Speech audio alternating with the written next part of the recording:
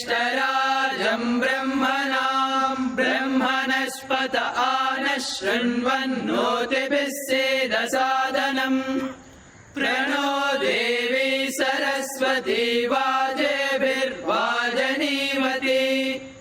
धीनामभित्रयवत् गणेशाय नमः सरस्वत्यै नमः श्रीगुरुभ्यो नमः हरिः ओम् जातवेदसे सुनवामसो ममराति यतो निदहाति वेदः स नः पर्षदति दुर्गाणि विश्वा नावेव सिन्धुं दुरितात्यग्निः तामग्निवर्णां तपसा ज्वलन्तीं वैरोचनीं कर्मफलेषु जुष्टाम् दुर्गां देवीगुं शरणमहं प्रपद्ये सुतरसि तरसे नमः अग्ने त्वं पालयानव्यो अस्मान् स्वस्तिभिरति दुर्गाणि विश्वा ऊर्ष पृथ्वी बहुला न उर्वी भवतोकायतनयाय शय्यो विश्वानि नो दुर्गः जातवेदः सिन्धुन्ननावा दुरितातिपर्षि अग्ने अत्रिवन्मनसा गृणानोऽस्माकं बोध्य विदातनूनाम् पृतनाजितगुं सहमानमुग्रमग्निगुं भुवेम परमास्तदस्तात् स नः पर्षदति दुर्गाणि विश्वाक्षामद्देवो अतिदुरितात्यग्निः प्रत्नोषि कमेढ्यो अध्वरेषु सनाशहोता नव्यश्च सत्सि स्वाञ्चाग्ने तनुवं पिप्रयस्वास्मव्यं च सौ भगवाय जश्वा गोभिर्जुष्टमयिजो निषिक्तं तवेन्द्र विष्णोरनुसञ्चरेम नागस्य पृष्ठमभि संवसानो वैष्णवीं लोकैरमादयन्ताम् कात्यायनाय विद्महे कन्याकुमारि धीमहि तन्नो दुर्गिः प्रचोदयात् ॐ शान्ति शान्ति शान्तिः।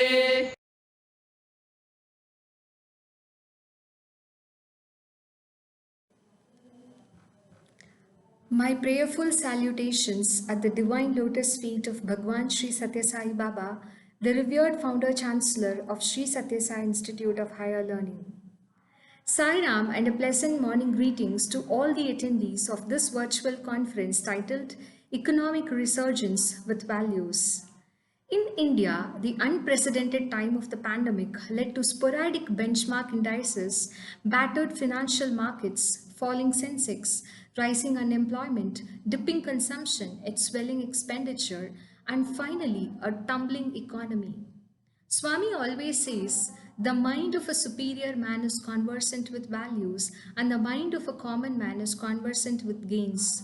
Today's virtual conference is expected to set Swami's expositions on values as the base to stop through and rethink on ways to research the economy of our country. The Department of Management and Commerce of Sri Satyasa Institute of Higher Learning joined hands with corporate veterans to understand ways in which economic resurgence can be achieved with values. First in the schema of this virtual conference is the welcome address by Dr. U.Suma, Associate Professor and Head of the Department of Management and Commerce. Ma'am graduated with BCom and BEd degrees from Sri Satyasa Institute of Higher Learning and pursued MCom and MEd from Annamalai University. She joined the Sri Satyasa Institute of Higher Learning for teaching in the year 1998.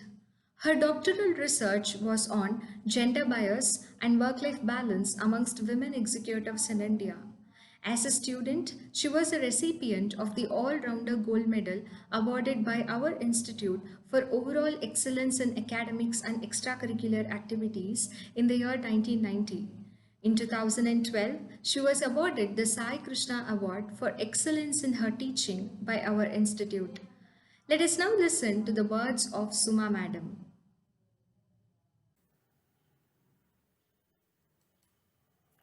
Shri Sai Ram. My humble pranams at Bhagwan's lotus feet and Sai Ram to one and all, logged into this e-conference on economic resurgence with human values. In the present times, when the pandemic has weakened the economy and retarded the rate of growth, economic resurgence is a topic worth pondering upon.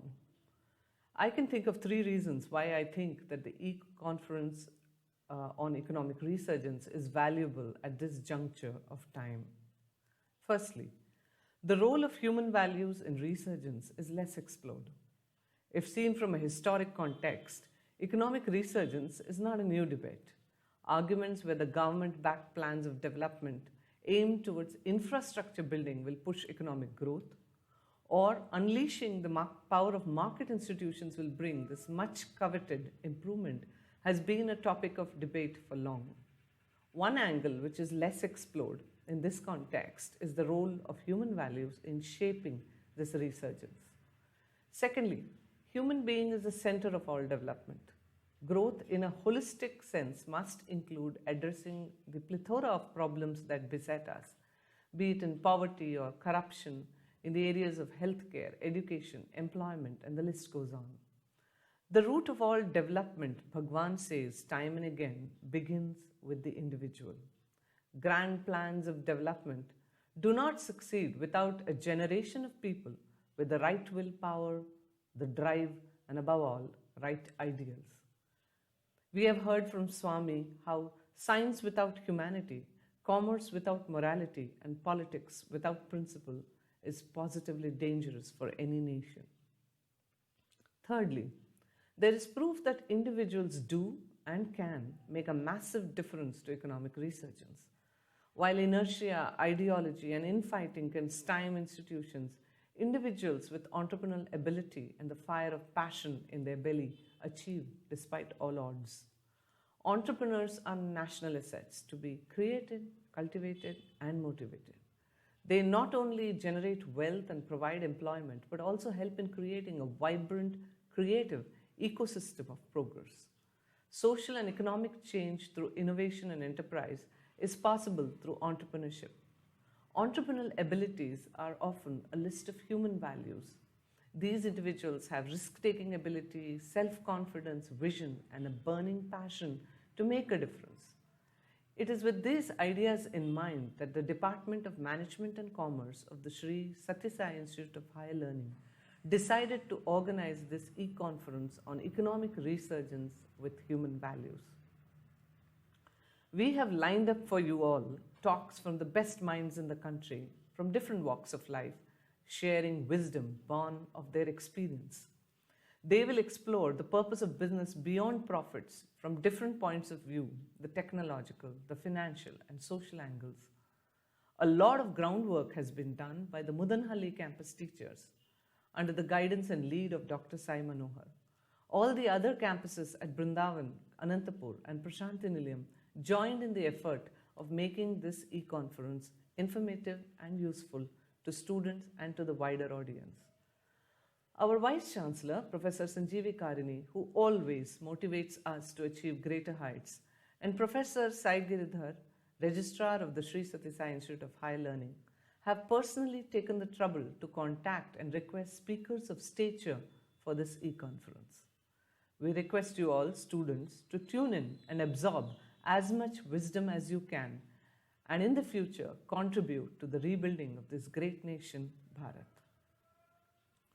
Swami, while enthusing students to follow the path of Dharma, to succeed in all life endeavors, says in the Dharma Vahini, and I quote, "For a person, there is no better armor than the cultivation of virtues. Soul force can accomplish all tasks of the world. Can darkness hide and confuse when the sun has risen and bathed the earth in splendor? Can sorrow prevail when one has infused oneself with that effulgence? How can one be devoid of strength, the strength derived from the very fountainhead of the Brahman? The technique of this process has been laid down by the ancients for the benefit of all aspirants.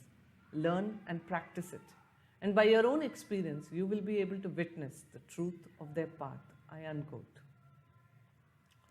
With this injunction in mind, we pray for the success of this e-conference in planting the seeds of vision, enterprise, and strength derived from inner virtues in the hearts of our students, so that they not only find resurgence of divine energy in their own hearts, but also contribute in the building of the economic and social resurgence of this great country, India.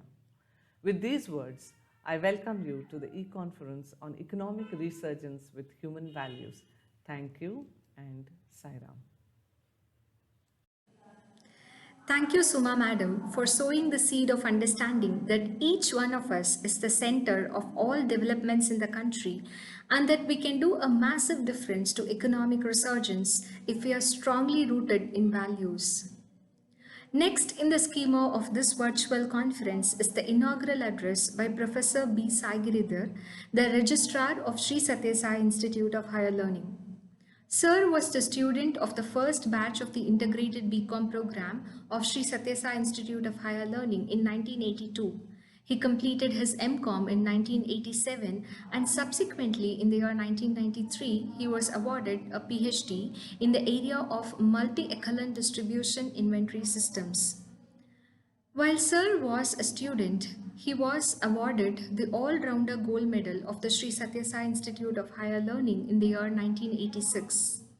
In 1992, Sir joined the Department of Management and Commerce, which was then the Department of Commerce, as a faculty member. He served as the Deputy Director of the Prashantinilayam campus of the Institute from 2014 to 2015. In 2015, he was appointed as the head of the Department of Management and Commerce for a period of 3 years, post which he was designated as the Registrar of the University. Let us now listen to the inaugural address of Sagiridhar Sir.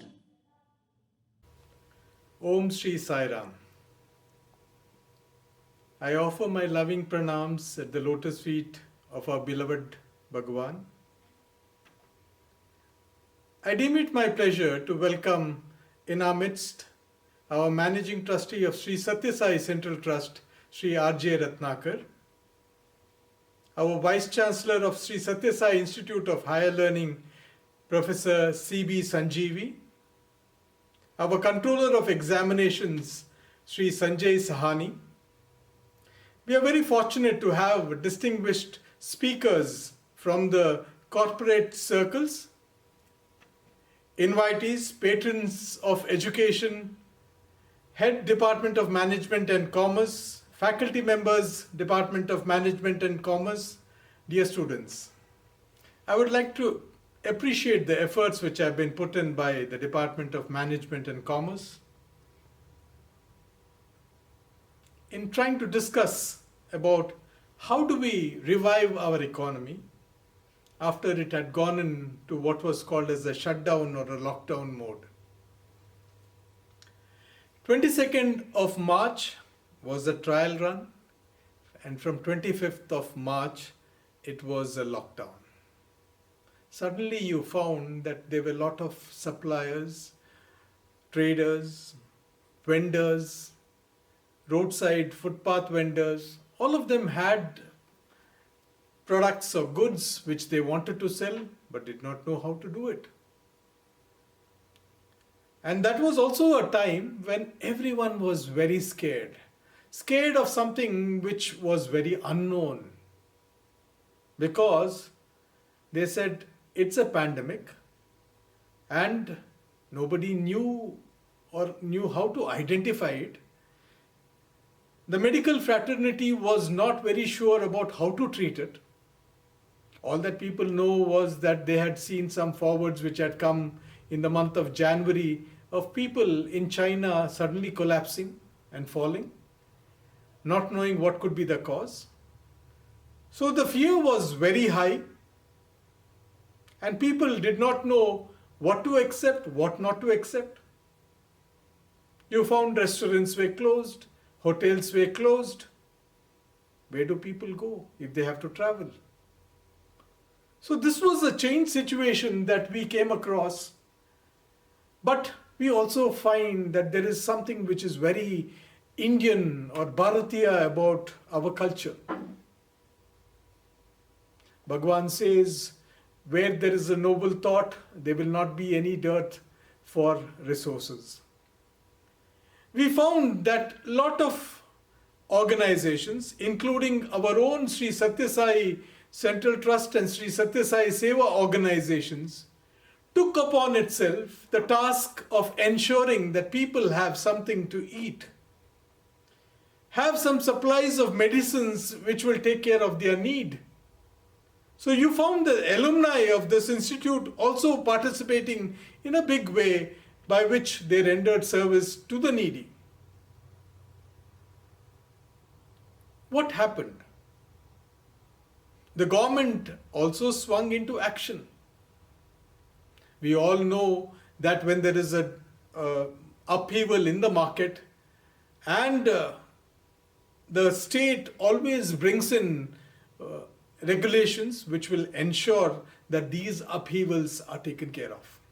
Like for example, if a stock runs up or runs down, there is something called as a circuit.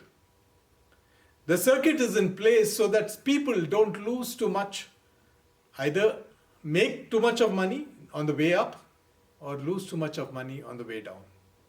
So similarly, you found that the government immediately swung into action, wherein they said that what are the measures which each person should take, what measures the government will take. You found that the transport got suspended, air travel was not prohibited, train travel was not possible, and if people had to travel by their own vehicle, they needed a pass, and that pass had to be endorsed by different levels of authority, from the police, district administration, and so on.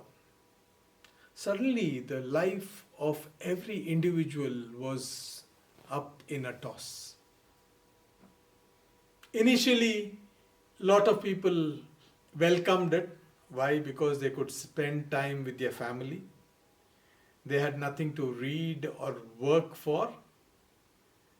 They said it is fine. Why? Because government also mentioned that we have to take care of our employees and they have to be paid. Nobody can stop the payments to the employee. So you found that laborers and also the staff got their money in the initial months.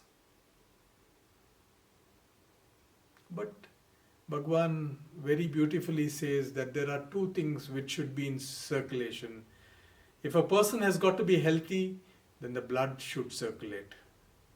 If a business should prosper and do well, then money should be in circulation.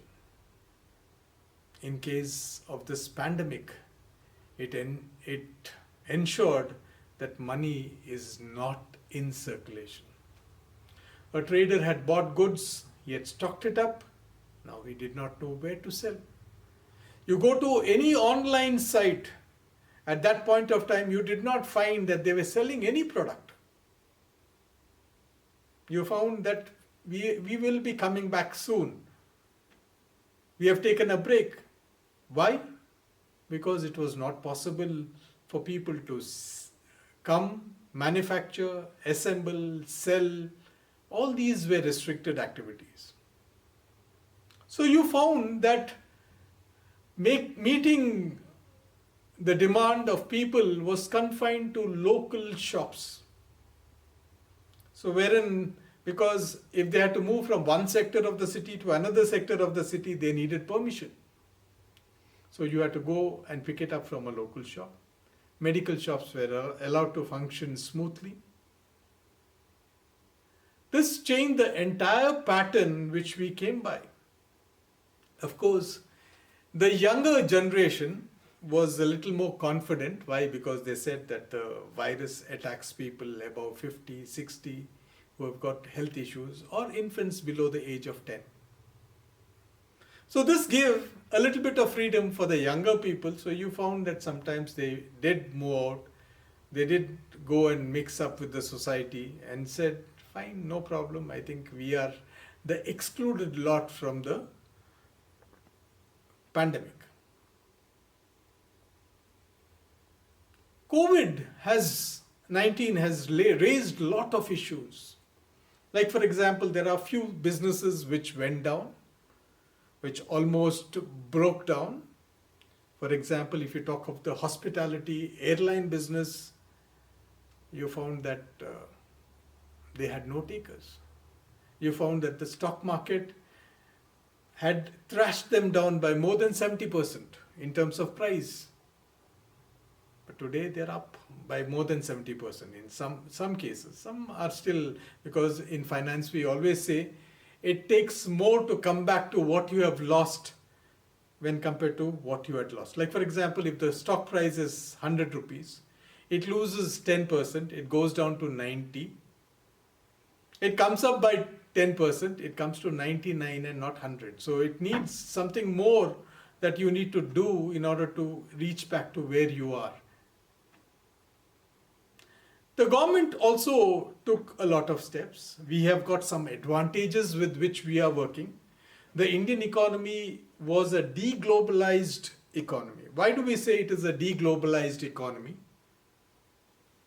Because major demand which we came across in India was from the local population. The amount of, or the percentage of exports was very low. So this was, and we also found that the local rural demand was picking up, and over a period of time it has done very well. Even the agricultural produce, when compared to the last year, was higher this year. But taking into consideration, we had attacks of locust, which followed pandemic.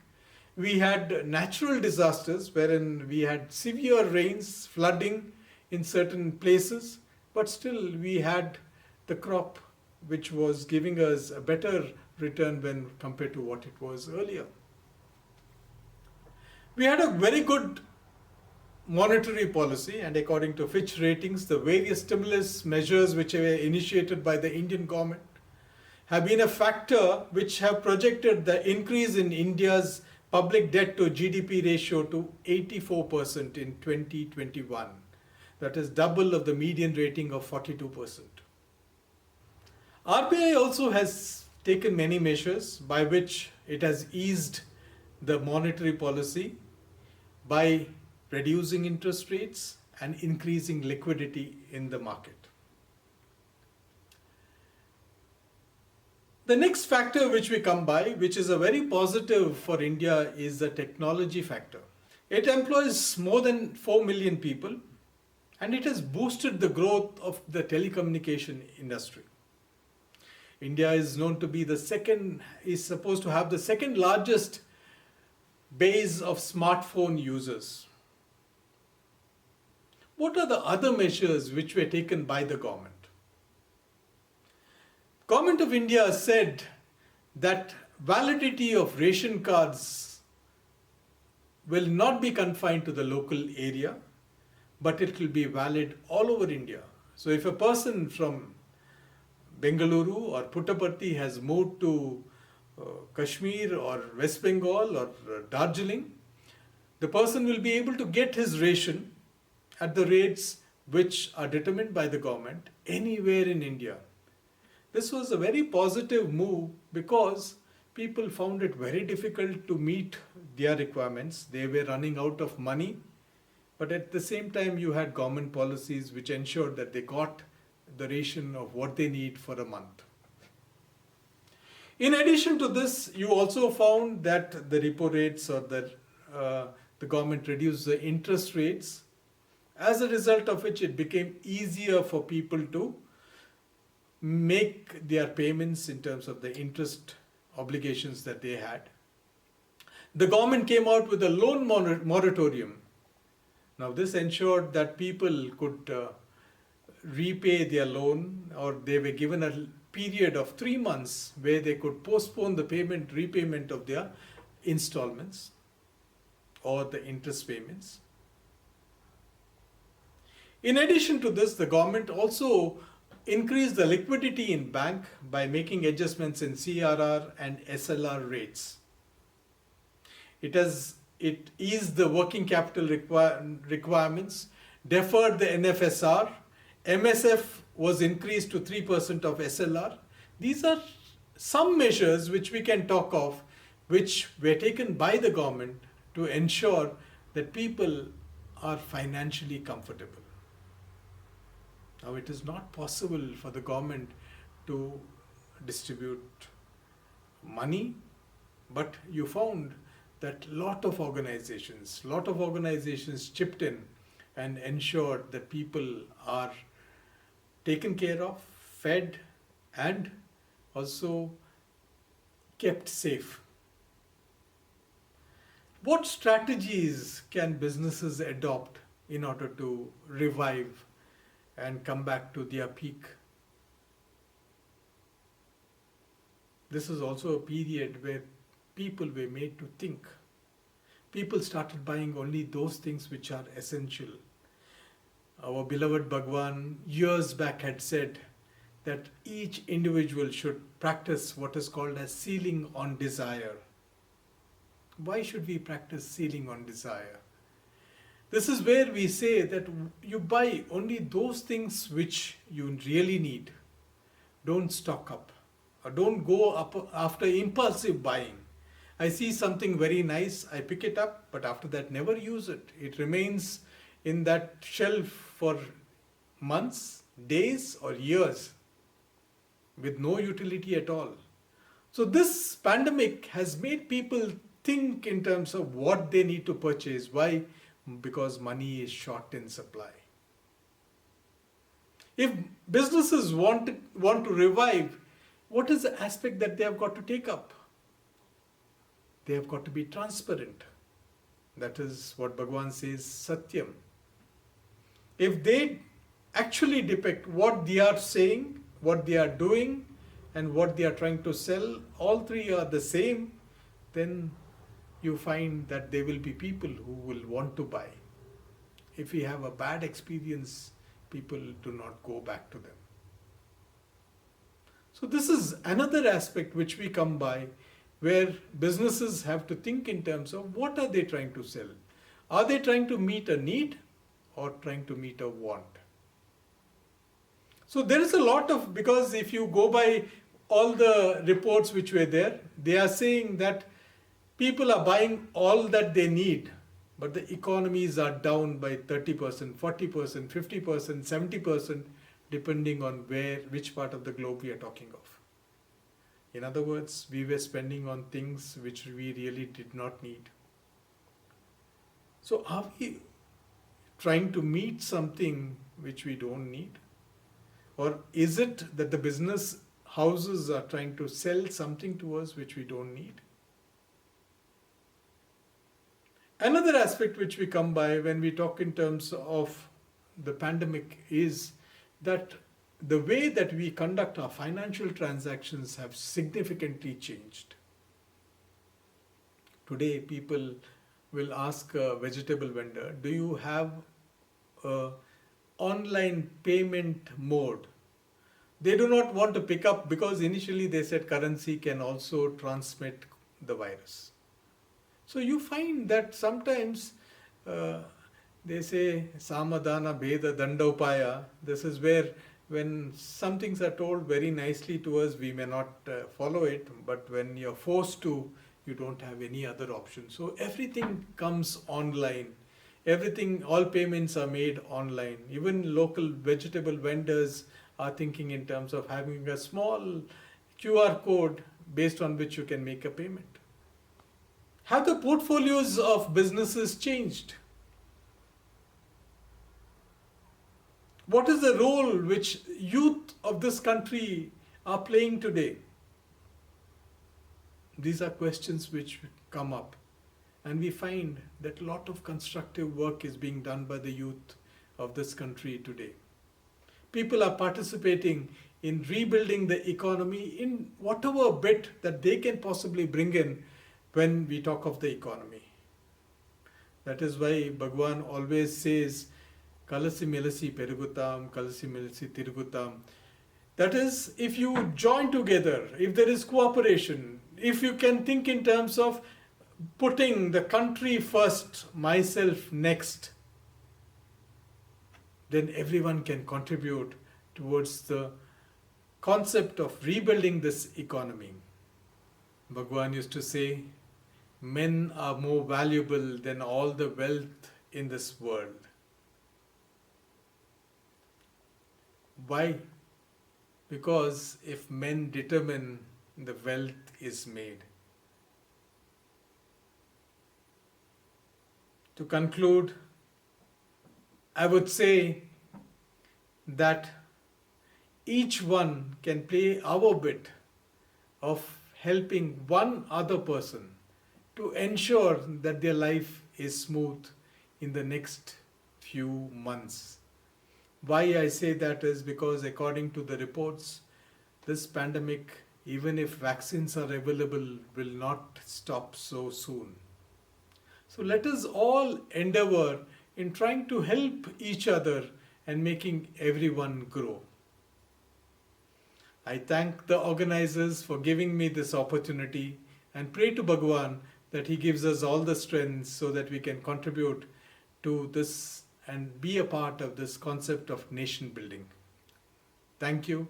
Sai Ram.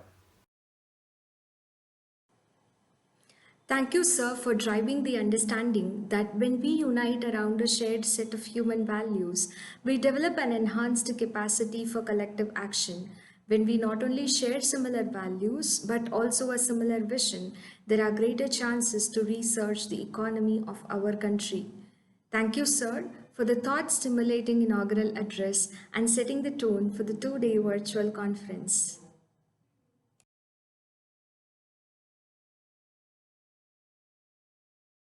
Om Shri Sai Ram. It is my privilege this morning to welcome and introduce to all of you the keynote speaker for this conference, Professor Dr. C.B. Sanjeevi, Vice Chancellor, Sri Sathya Institute of Higher Learning. Professor Dr. Sanjeevi assumed charge as the 11th Vice Chancellor of SSSIHL on the 23rd November 2019. Dr. Sanjeevi has been at the Karolinska Institute, a medical university in Stockholm, Sweden, since 1989. He heads the Diabetes Immunology Research Group at the Center for Molecular Medicine. Dr. Sanjeevi has won several awards, and the most notable one was the Pravasi Bharatiya Saman Award from the Government of India for eminence in one's field, which is the highest honor conferred on persons of Indian origin by the Government of India in recognition of their achievements both in India and abroad. Sir is the editor of the Immunology of Diabetes series, published by the Annals of the New York Academy of Sciences, and has served in the editorial board of several international peer-reviewed journals. Dr. Sanjeevi has also served in the Council of European Association for the Study of Diabetes and has won several awards in his field. He has also been a visiting professor at several universities. From 2000 to 2012, Dr. Sanjeevi has served as the Karolinska Institute's Scientific Coordinator for India, and in this capacity has promoted several partnerships between Sweden and India. Since 2006, he has been Senior Advisor to Business Sweden, an agency that belongs to Ministry of Foreign Affairs, Government of Sweden.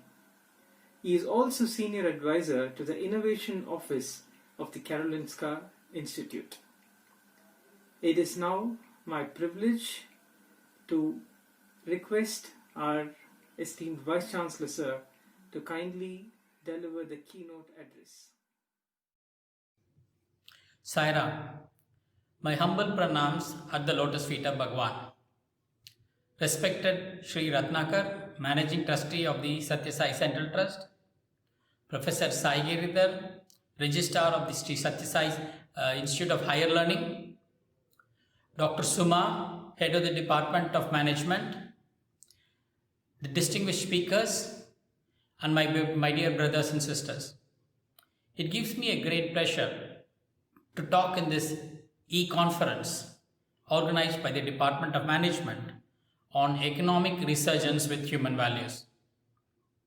The talk I am going to give today is with regards to the economic aspects of COVID-19. COVID-19 is a pandemic, and we have not seen a pandemic in our lifetime. So when the COVID-19 pandemic hit the world, we did not know how to react. So there was a lot of confusion. People thought it will go away very quickly.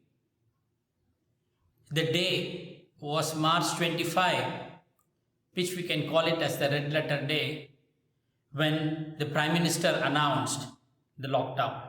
That was the day we witnessed the world's biggest lockdown in the context of this disease. We have never had anything like that in the past. On April 9, International Monetary Fund Chief Kristalina Georgieva had said that the year 2020 could be seen as the worst global economic fallout since the Great Depression in 1930s, with over 170 countries to experience negative per capita GDP rate due to the ongoing pandemic. None of us lived in 1930s. None of us knew how the world reacted to the pandemic that came in the beginning of the century, last century. So despite having an abysmal spending of 1.5% of the total GDP on health in India, this COVID pandemic allowed the government to ramp up their spending in terms of increasing the testing facility, contact tracing facility, setting quarantine centers and makeshift hospitals just to prevent people from dying. The number of hospitals we have in the country are far fewer than the number of people who are living in the country. In order to make sure that everybody get proper health attention during the COVID times, which is primarily to prevent the death of the people, we need to ensure that the hospitals do not get overcrowded with sick people. Meaning that those people who require attention should be those people who have high risk for dying. Compared to all other infections that had happened in the past, whether it is SARS or whether it is MERS, the only difference that COVID-19 is bringing here is that it brings a lot more death than the previous versions of COVID. We could call it COVID-1 or whatever. But this death is the one that really causes panic amongst the people. Since March 25, we have learnt a lot in terms of dealing with the disease. Initially, there was confusion on which is the best treatment option that would help the people, especially from those who are going to die with high risk for diabetes, hypertension and cardiovascular disease. But with knowledge pouring in across the world, with the intention to share the knowledge for the benefit of the humanity, the treatment protocol for all the people started changing for the better and better and better. When we have a spike in number of new cases that were identified, the number of recovered cases were a little smaller in the beginning because we did not know the most optimal treatment that would work. But over the past 8-9 months, whatever new cases we see, the recovery rate of all those new cases seems to have crossed 88%, touching 90%. So that means the healthcare is doing a very good job in trying to prevent people from dying. But when this is the case, where lockdown is primarily important in order to help the healthcare facilities deal with the number of hospital admissions, we need to restrict the movement of the people. We need to stop people from going and shopping. We need to stop people from aggregating in groups, whether it is a conference or whether it is a religious gathering or whether it is a cinema where they would like to go and watch. This also affected the planes in which the passengers are kept close together. So the bus transportation, the trains transportation, the flight transportation all got affected. This has a huge impact on the economy. And in this economy, it's not just one country. Every country is going through huge problems. There are some countries that are dealing with different approaches for COVID-19 to minimize the economic damage. And one of the country that I am very familiar with is Sweden. They had a totally different approach. They did not have any lockdown. They did not restrict any movement of people. They did not close down the schools. They did not close down the malls. They did not close down the cinema theaters. But they spoke to the people and told the people that it's very important to observe certain health precautions. And it is the people's duty to follow those precautions just to make sure that the responsibility falls on them and not on the government or the public health agency. This seemed to have worked reasonably well, but since it's a pandemic that we had not handled anything like this before, we do not know whether that approach is the best approach or the worst approach. Maybe even the pandemic is gone, when we do all the analysis, we will know which is the best approach and which is the worst approach. So everybody had to act in the best interest of their economy and best interest in the health of the people of that particular country. So when it comes to India, India has to deal with it with very bold steps. When we talk about bold steps, which is what was started on March 25 with the lockdown 1, that made people misunderstand the whole thing. So they did not follow the precautions, they did not wear masks, they did not stop gatherings. So things happened so that the seriousness of the pandemic was lost. It took some time for the people, at least 2-3 months before their seriousness could be brought back, so that they can really take the advice and follow it seriously. Many of them took the advice when their near and dear ones started to die. So when all this happened, of course it brought a lot of crisis.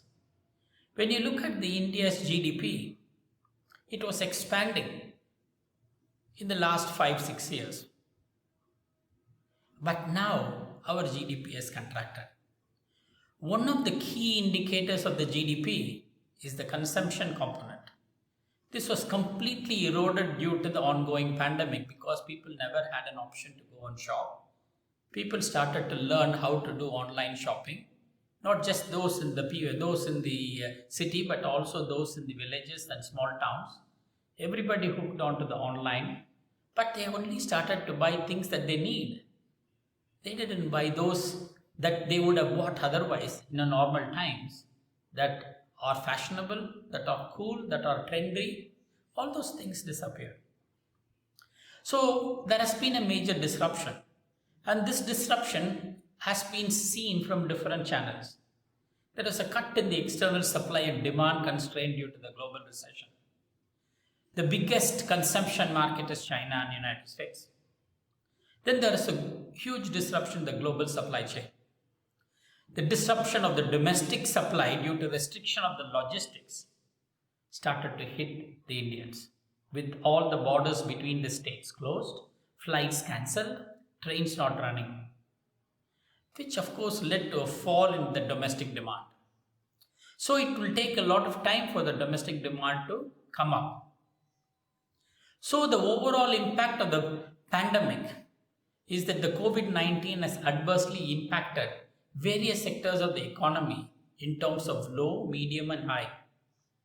It has relatively low adverse impact on pharma and healthcare because that is the one that is coming as a savior in terms of bringing health and good health to the patients or those who are affected by COVID-19. So pharma sector and healthcare sector outperformed all the other sectors, which is natural.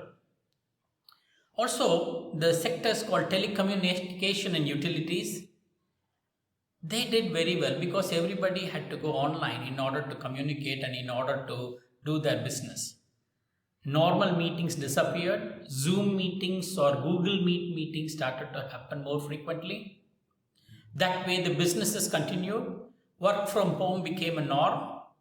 Now we have learned a lot of lessons. because even the colleges and schools have to be closed and the teachers have to teach online. And all of them have started to learn new ways of dealing with the current reality. So the COVID impact has relatively medium adverse impact on banks and insurance, real estate and constructions, IT, oil and gas. But the COVID has adversely impacted aviation and tourism. Of course, most of the lending has been done by non-banking financial corporations. Auto manufacturing was affected. NFBCs were affected because they are the ones who had given the loans to small and medium businesses. So those loans are not going to be paid back, not in the immediate future. And also auto manufacturing and manufacturing of capital goods. So a lot of steps have been taken. The following are some of the steps government can take to mitigate the effect of COVID-19. Three major components of the economy that have been affected mainly is the consumption, the investment and exports. Manufacturing stopped, so the consumption decreased, exports started to fall. The consumer demand indicated high frequency indicators like passenger vehicles got disrupted. Railway freight, an important indicator for economic activity, declined. Domestic and foreign travel also dropped. All this led to an unemployment that has been climbing every month since the lockdown started. So since the consumption was restricted on essential items, the sale of non-essential items and things that fall into the category of environment, expenditure, discretionary shopping, luxury item purchase and all were badly affected. So these were some of the immediate impact that the COVID infection had brought to the world.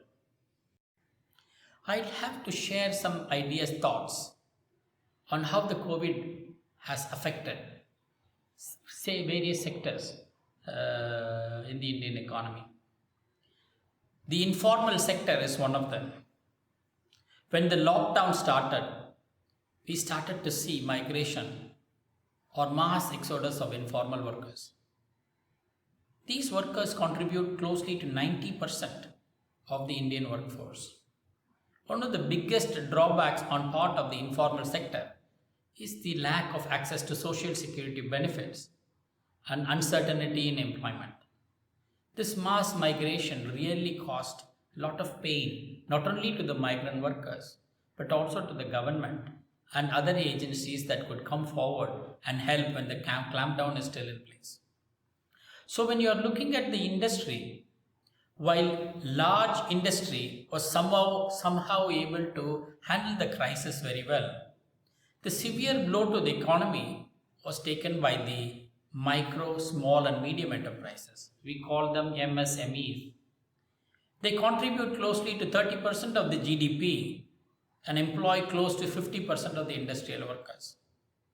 The small banks, non-banking financial institutions are the one that predominantly finance these MSMEs. And since the revenue from the loan in terms of interest payments has stopped, some of the money that is in circulation did not happen for these banks.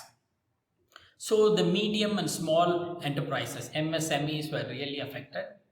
With the result, those banks that lent money to them, they were also affected. But all these things also had an impact on the financial market. We have seen how it was pre-COVID. It is projected that the non-performing assets are going to go record high.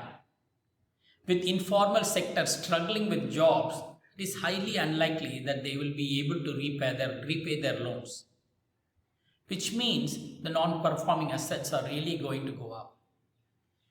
With the tumultuous situation in the economy, there has been a flight of investments out of the nation.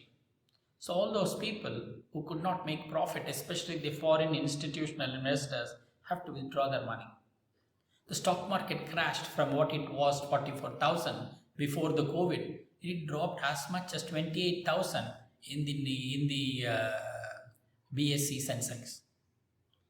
So the stock market, as an indicator of healthy financial system, got badly affected with pandemic. shaving off nearly 23% of market cap of the companies listed both in the National Stock Exchange as well as in the BSE, Bombay Stock Exchange. So there has been so many other aspects that had also become important. The contraction of the Indian economy has happened. In the first quarter of this year, you were able to see that the contraction was as much as 23%. Of course, in the second quarter, there was much better thing, with the result that the contraction was seen only as 7 or 8% or 7 to 8%. So it had become much better from Q1 to Q2. So there has been so many debates on the recovery, with markets divided into optimistic group and pessimistic group.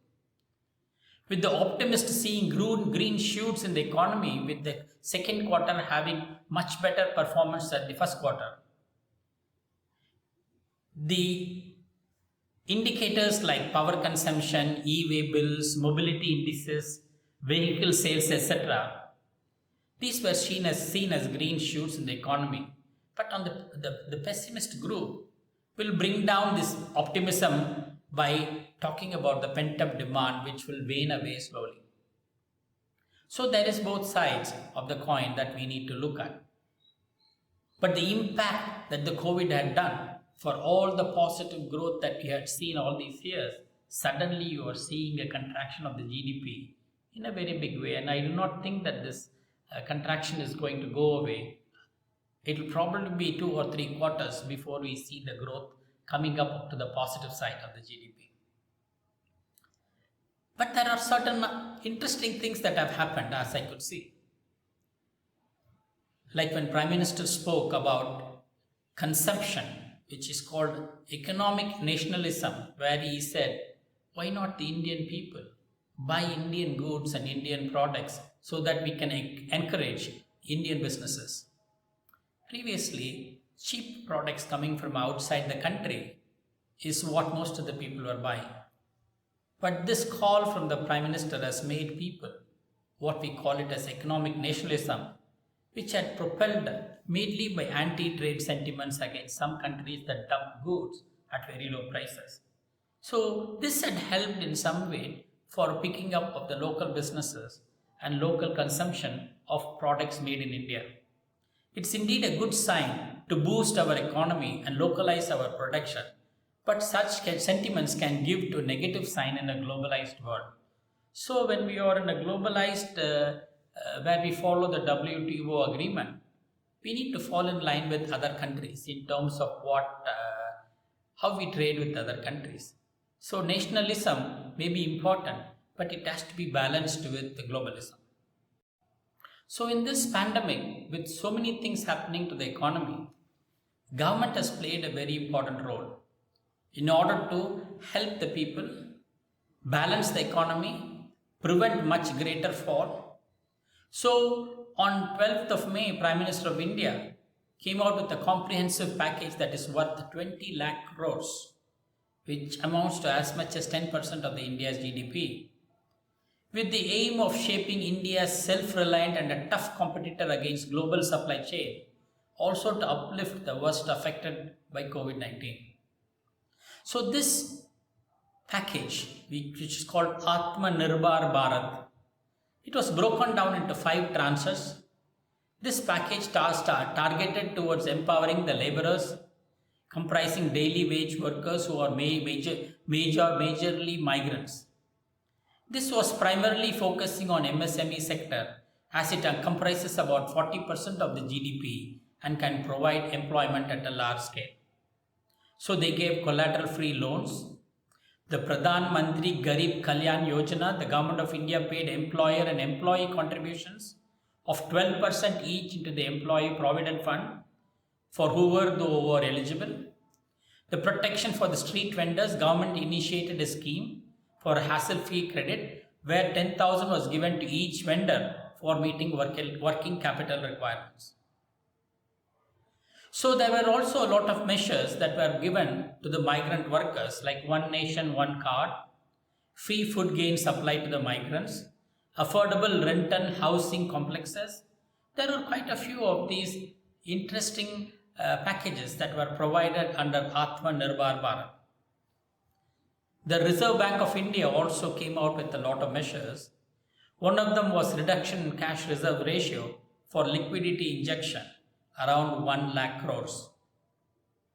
So there were a lot of additional measures that Reserve Bank of India came that were in the process of helping people and the companies. The moratorium on loan repayments of principal and interest on working capital was something that they had created. So there are a lot of measures that the financial institution had taken to help in the recovery process. Of course, they will not be the best measures, but they have the best intentions. If that is the case, hopefully we will weather this pandemic and be on the road to recovery. So how can we find the recovery of the Indian economy taking place in the next 2 or 3 quarters?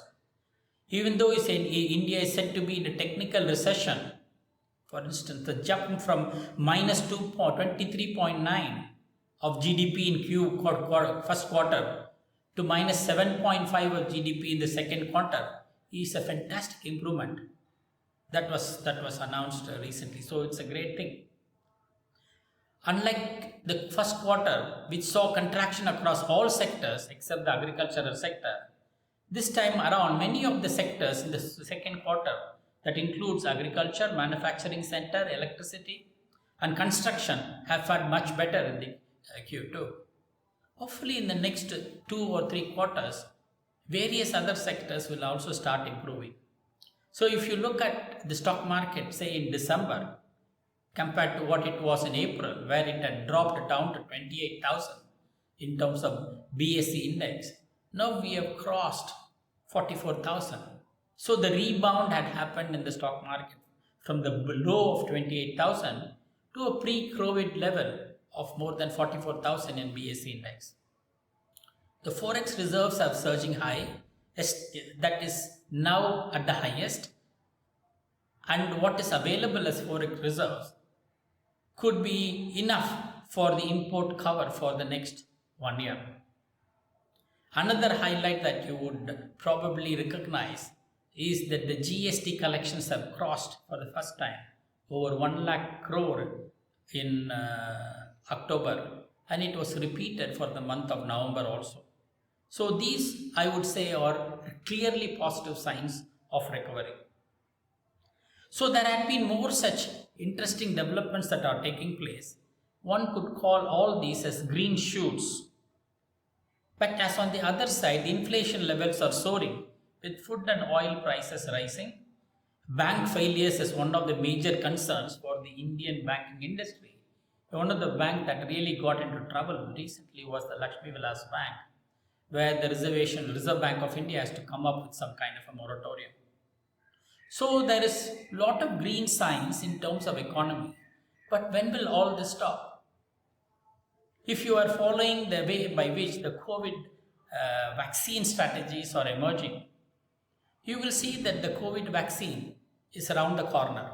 Just today, the COVID vaccine has been approved in United Kingdom. But if you look at United States, the FDA is going to approve the first vaccine candidate, which is going to be the vaccine candidate brought out by Pfizer. But if you look at the overall COVID situation in India, 13 million people have been affected by COVID, which amounts to 1% of India's population who are infected with COVID, and 90% of them have recovered. Which means all those people who have recovered do not require vaccine, but that's only 1%, or slightly less than 1%. But 99% of the Indian people need vaccination. Out of this 99%, the priority focus should be on those who are above 60 years and those who are above 60 years with diabetes or hypertension or other morbidities, because the primary aim of the vaccination is to protect the elderly and prevent death or mortality that can happen. So by the end of this year, by the end of December, the Pfizer vaccine is going to be out. So there are a few more vaccines that are following Pfizer vaccine, one from another company in the United States called Moderna. Then there is a third one that is coming down the line, which is developed by Astra and Oxford University. There are Indian-grown companies, the Zydus Cadila for one, Bharat Biotech for another. They are making Indian vaccines, where for the Bharat Biotech, it is the nasal administration of the vaccine. So it's much easier to cover the population, and you need to store those vaccines only in refrigerated temperature.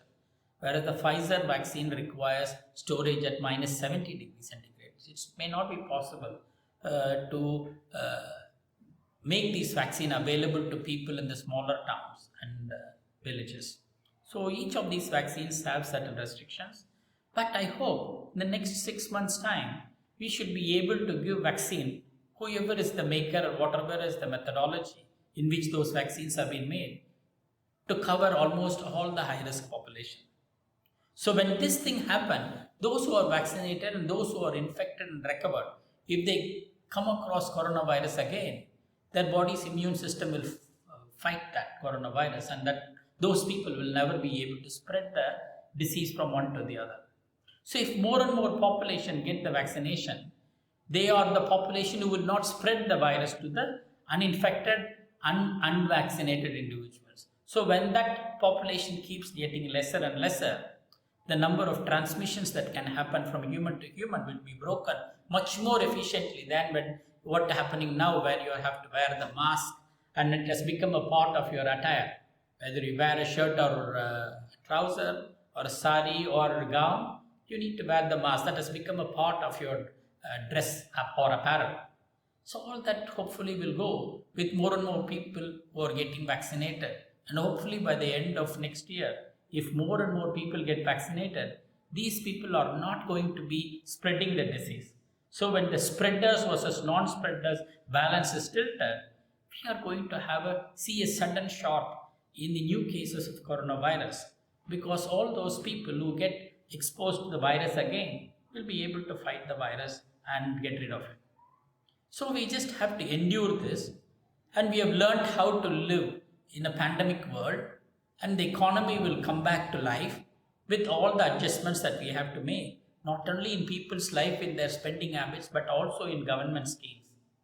Hopefully we can see a good old-fashioned world coming back with new lessons learned starting 2022.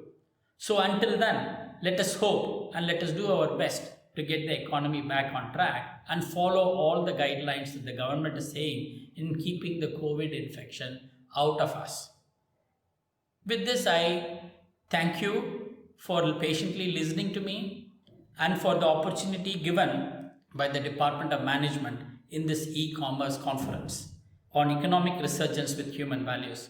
Human values becomes very important because all the Swami's teachings that we follow in our life brings discipline, brings ethical values into our daily life, and all this is so important to prevent spread, and discipline is the most important thing that we can follow in order to get rid of COVID. And if it is collectively done by everybody, where we show discipline in following the instructions that were given by the government, we will do much better. So Swami's teachings, whatever guidance Bhagawan is giving, if we need to follow that pretty strictly in order to come out of this crisis, and the economy will be back on track. I thought this topic would be interesting because I am a medical doctor and I have certain amount of information and knowledge on the COVID infection and how we can prevent it. So I shared my bit of my thoughts, and I'm sure there are some food for thought. And I thank you very much for the organizers to have me in the program and give me a chance to talk. Thank you very much. Sairam. Thank you very much, sir, for your very insightful keynote address. Your perspectives have very much set the stage for this two-day conference. We very much value your time and contribution and your encouragement towards this conference. Thank you very much, sir. Sairam.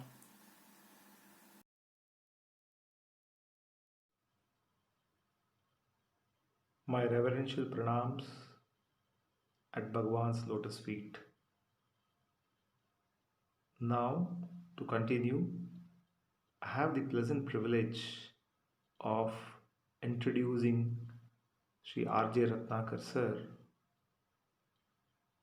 Managing Trustee, Sri Sathya Central Trust. Sir also holds the position of Member Secretary, the Sri Sathya Institute of Higher Learning Public Charitable Trust. Sir has been the recipient of all-round gold medal Sri Sathya Institute of Higher Learning from Bhagawan's hands in the year 1990. He belongs to the alma mater, as I just told, and we are very happy to say that he is from the Department of Management and Commerce. He obtained his MBA degree from SSSIHL. He had the very good fortune of closely watching Swami's mission unleash and benefit the humanity right from his childhood. It is for sure that Swami's blessings and inspiration continues on him as we see him as an active social worker. It is very, very encouraging, sir, that you have graced this conference. Over to you, sir. Sairam. Om Shri Sairam. Respected Vice Chancellor Sir, Registrar, Faculty of the Business Management Department, all the students, the dignitaries and speakers who are participating in this e-conference, Sairam and good morning to all of you. This e-conference of Economic Resurgence with Human Values is being hosted today. I feel it's the right time such a conference is being deliberated today. I say that because this is a time of pandemic. Last 6 to 8 months, all of us are going through a difficult situation. People across the globe are affected. Those who have contracted the virus, COVID-19, a lot of them have gone through health issues. And we have seen the health sector getting overwhelmed in every country. Even the most advanced countries have to go through this. Of course, this has caused a lot of stress in everybody. It's also caused a lot of upheaval for people who are on the borderlines of poverty, people who are daily wage earners, people who are doing kind of not very lucrative jobs, but people who are like middle and lower middle working class. We have seen in the pandemic the kind of human migration, the kind of people who in our own country we have witnessed how people walked for thousands of miles to reach back to their hometowns. So this pandemic has created unprecedented difficulties for everybody. I feel this is the right time when we need to talk about human values when we are talking about economy. Because this is one thing which many universities or many forums, many debates may not be focusing, but this is very, very important. What did we learn in this pandemic? What are the lessons of this pandemic? If you really analyze it, today or last 6 months, air quality is improved. The water is looking more clearer. The skies are pollution free. We can see distant mountains also very clearly. The trees are looking more greener because nothing is obstructing our vision. The birds are chirping. We hear it more often than what we used to do earlier. We see, and also we are seeing in various social media and networks about animals and other living creatures straying into human habitations, or they are freely moving about it. Nature is really blooming, nature is at its best, looking very happy. The only one creature, only one who is affected by this entire corona pandemic is humans. The human beings are the only species which got affected by this pandemic. Everybody else is flourishing. Every other living creature is free. Every other animal, bird are freely, happily flying because they don't have any pollution. They have neither noise pollution, nor air pollution, nor water pollution. They are freely moving about.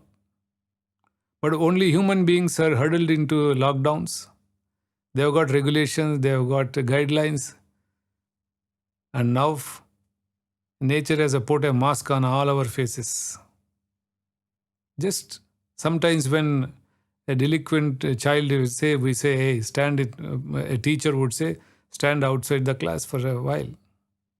Maybe nature also has done that so that we realize that why only we are on this planet, entire planet, we are only going through this.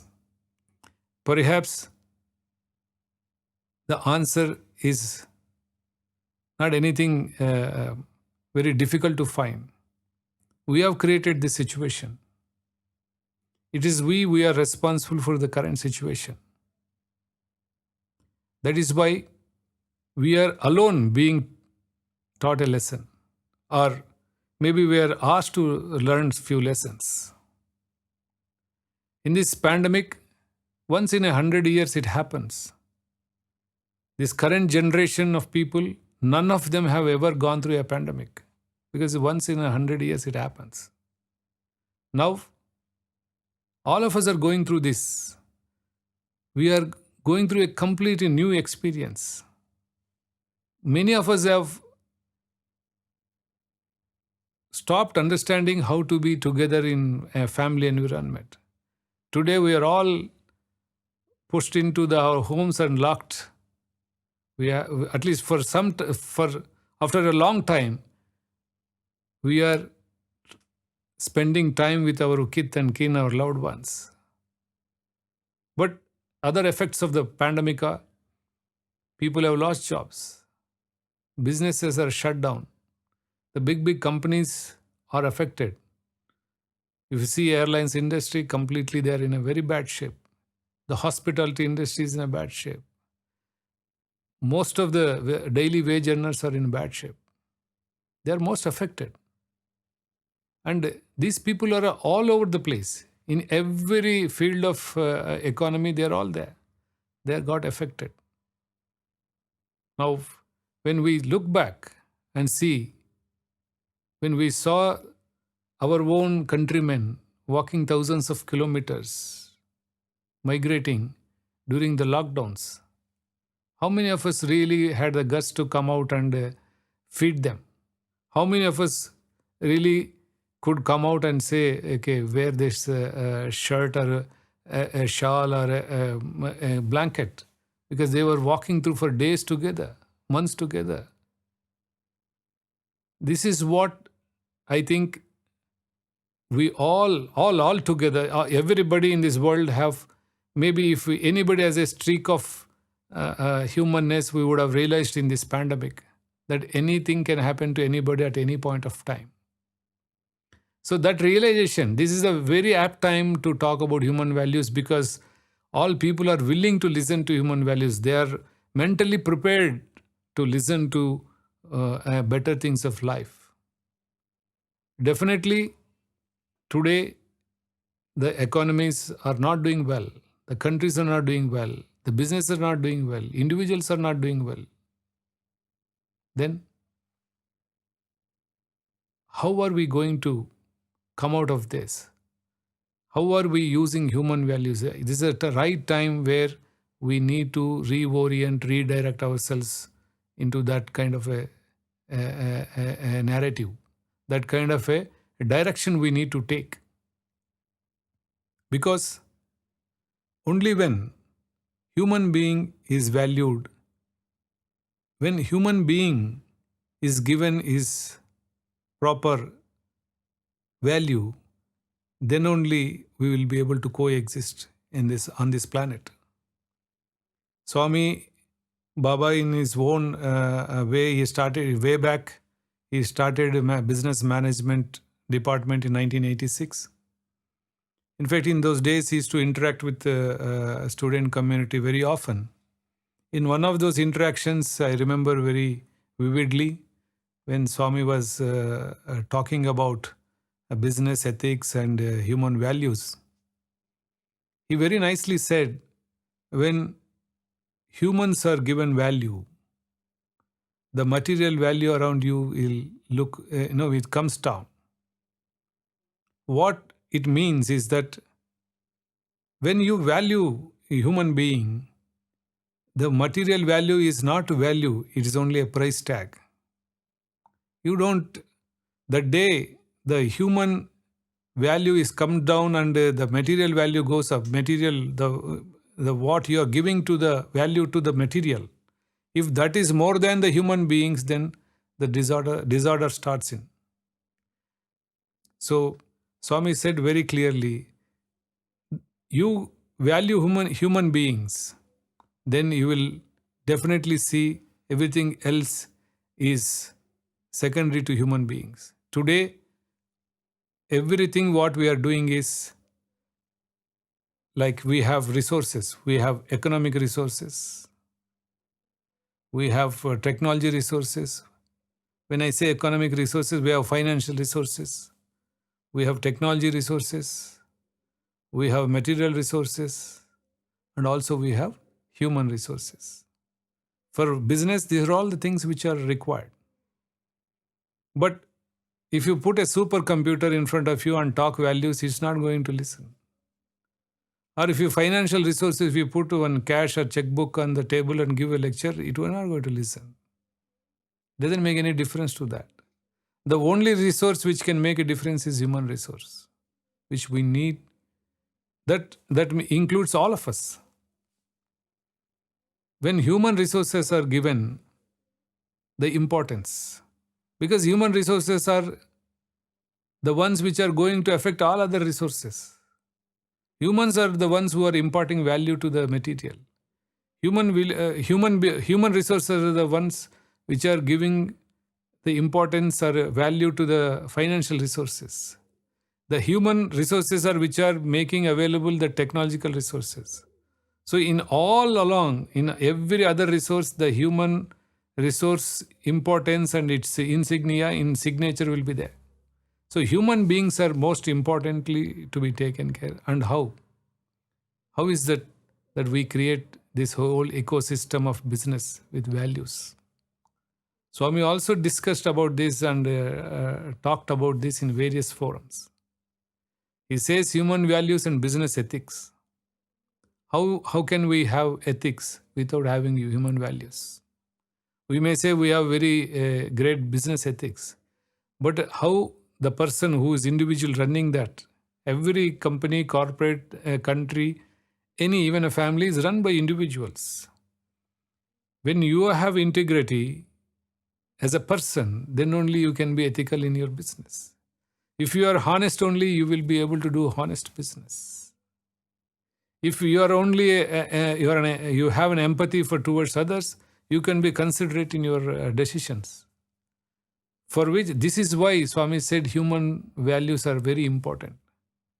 Only when you have human values for entire, whoever it may be, all are human beings. Maybe you have designation. Unfortunately, we lose human beings in the designations. We have CEOs, we have chairmen, we have CMs, we have PMs, we have presidents, we have all this. We lose human beings in the designation. All are finally at one point of, any point of time, they're all normal like you and me. So all of us should start empathizing with the people. The business today requires a kind of a very, very more positive outlook, more generous outlook, more, because the kind of people, the large number of people are affected are, you can't even imagine. It looks like that. Academically, we may debate on things of macroeconomics, and we may talk about industry, and we can talk about statistics, we can talk about, international agencies giving us ratings, all that is fine. But what happens to the people who are not able to make 2 square meals a day? And that's so huge numbers of them are there. So we need to be more considerate. We need to be, that is why Sathya Central Trust, Sathya organization, really, in the moment there was a pandemic and the seriousness, we decided that whatever we can within our reach should be done. The human values which Bhagawan has enunciated is very important. All of us are human beings finally. We need to have, irrespective of our whatever position, whatever our status, these are all functional statuses, but human dignity is, for everybody, it is same. So we need to be empathetic for our own fellow human beings. There was, I remember one very beautiful incident of Bhagawan when he was visiting Bombay in a jam-packed stadium. The people who were talking, people who were scheduled to speak before Bhagawan, so they all got up, and I think they spoke about the changed scenario in Bombay. Some of them talked about kidnappings are happening, crime is gone up in Bombay, and things like this. I'm talking about some 20-25 years back. So when Bhagawan turn came, then he spoke. Everybody was waiting. What is Bhagawan is going to talk? Because they had put a lot of problems in front of him. So when Bhagawan's turn came to speak, and he beautifully narrated, and it was visible for everybody. He just looked around and said, there are high-rise buildings in our own vicinity, but right under that we have slums.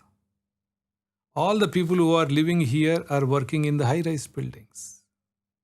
Who has created this imbalance? 20 years back, you did not have a problem. Today, we are talking about enlisting a lot of problems. Who has created it? It is we who have created this problem. Why? Because when we have grown and gone into high-rise buildings, we lose ground. We are not anymore on the ground. The ground realities, we go away from the ground realities. When we go away from ground realities, we tend to be careless. We presume and assume things. The people who are working, are they really getting salary, enough salary? What is a Bombay? How much it costs for Bombay in Bombay to live? Are you thinking about it? So this kind of a very, very elderly, fatherly counsel which Swami gave to all of them, everybody were very, very pleasantly happy to receive this message, a kind of sort of cautioning them that the way you have yourself heaped this kind of troubles upon yourself. So, economic and social fabric, they are not inseparable. You can't have a social order when there is an economy disorder. If you want a resurgence, you need to have a social order also. If there is a social disorder, you can never have any economy which can research or which can really develop. These are hand in hand, they go in hand in hand. Human values for social fabric is very important. for business ethics also are important, and they are all correlated. They are interrelated. Individual character and the corporate ethics, they are not two different, they are two sides of the same coin. So we need to, it's a time that we need to bring in that humanness, human side of human values into the every aspect. It is not only financial field, or it is not only every aspect of our life. If we bring in, that will be very good. Earlier, you had a Kodak film that was to be taken to a studio after you take pictures and then wash it and print it. Today it is not so. Then digital cameras came in. Now every digital cameras also are gone. Now everybody is holding phones with all kind of quality photography which we can do. So that is, we have adapted to that. Similarly, we have seen, we used to have tape recorders, tapes and gramophone records, everything. Suddenly CDs came in, then we have got a stick, and we have adapted to it very clearly. We used to have big radios and at home. Now everything on a phone. A phone can do, calculators have gone out. Every you see how much we have adapted. Slowly we are adapting to new technologies, new things. And very soon maybe we will all be having electric cars, and then auto industry will take going to take that shock. So we are evolving everything. We don't. So even this pandemic is going to bring about a lot of changes. People would like to know. Today we are having this wonderful conference, very beautifully thought over conference on online. In this entire process of adapting, let us bring in this humanness. This is the right time, because everybody is prepared for this, because everybody has gone through. Everybody realizes, no, I think some other thing which can dictate us. Somebody can put a red light to us. Not every time that we can be in the driving seat. Somebody else has can hold the steering and drive it. So people, young and old and mighty and weak, everybody realized in this pandemic that we are not the masters. So I think this is the right time. We need to talk about values so that we go in the right direction, a direction which Bhagawan Baba had, way back in 1940 when he declared his mission. He talked about this for human values. So that is coming true today. Again, we are all going, we may progress in life, we may have gadgets, we may have everything as per the current developments, but we should remain humans, and for that we must have human values. Only when we are shielded by those human values, we will retain our core. So that is the most important lesson which we all have to learn. All economies will research, definitely, but let us not forget to be human beings. Thank you for Business Management Department for organizing this beautiful conference. Thank you for all of you for attending this conference. Sairam.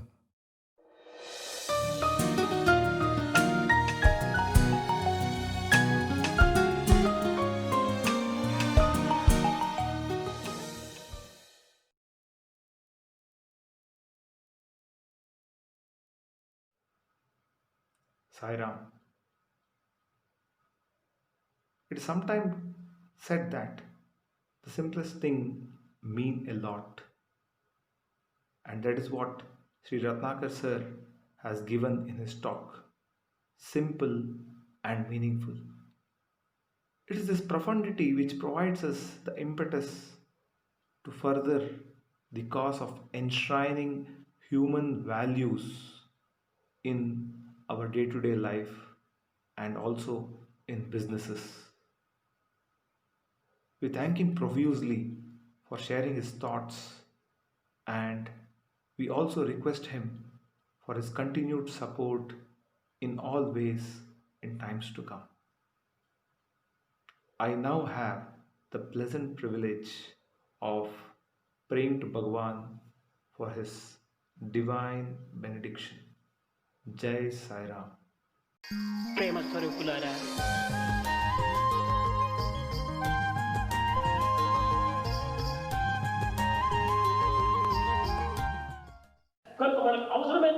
ప్రపంచంలో సర్వవిధమైనటువంటి పంచభూతములే మన market యొక్క పదార్థం. The main necessities of mankind are the 5 elements in nature. ఈ 5 ఎలిమెంట్సే మానవుని ప్రధానమైనటువంటి విలువలు. The 5 elements are the main human values. శబ్దము, ఇది లేకపోతే మనం ఏ విధంగా జీవితం జరగగలం?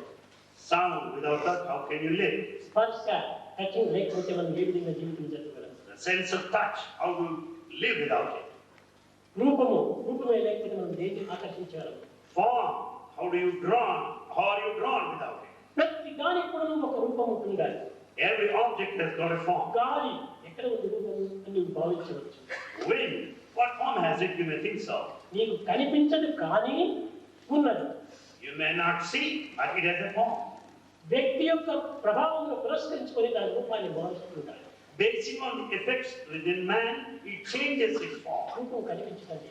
Form you don't see. బెలూన్లు ఊదినప్పుడు అది పెద్దదిగా కనిపిస్తుంది. The air when blown into the balloon, ఈ బెలూన్లో ఉన్నదంతప్పుడు ఏరే. all that within the balloon ఈ is air. ఫుట్బాల్ ఉన్నదంతా ఏరే.